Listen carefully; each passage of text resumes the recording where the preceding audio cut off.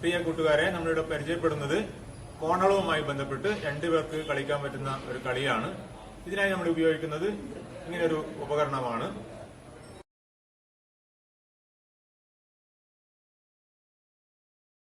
ഇത് നിർമ്മിക്കാൻ ആവശ്യമായ സാധനങ്ങൾ എന്തൊക്കെയാണെന്ന് നോക്കാം.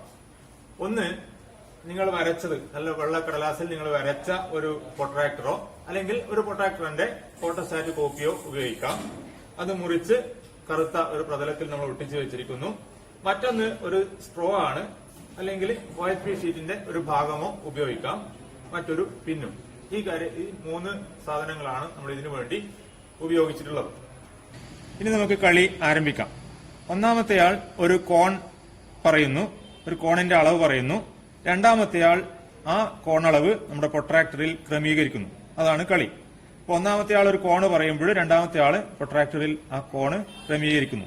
ശരി ഉത്തരത്തിന് ഒരു പോയിന്റ് നൽകുന്നു. ഉദാഹരണത്തിന് ഒന്നാമത്തെ ആൾ 70 ഡിഗ്രി എന്ന് പറയുന്നു. 70 ഡിഗ്രി എന്ന് പറയുമ്പോൾ രണ്ടാമത്തെ ആൾ 70 ഡിഗ്രിയിൽ ആ കോൺ ക്രമീകരിക്കുന്നു. ഇത് ശരിയായി ക്രമീകരിച്ചിട്ടുണ്ടെങ്കിൽ അയാൾക്ക് ഒരു പോയിന്റ് നൽകുന്നു. ഇതേ രീതിയിൽ രണ്ടുപേരും മാറി മാറി കളി തുടരുന്നു. ഇതേ കളി തന്നെ നമുക്ക് മറ്റൊരു രീതിയിലും കളിക്കാം. ഒന്നാമത്തെ ആൾ കോണളവ് പറയുന്നതിന് പകരം നമുക്ക് ഒന്നാമത്തെ ആൾ കോൺ ക്രമീകരിക്കുന്നു, രണ്ടാമത്തെ ആൾ ശരിയായ കോണളവ് പറയുന്നു. ഈ രീതിയിലും നമുക്ക് ഇതേ കളിക്കാവുന്നതാണ്.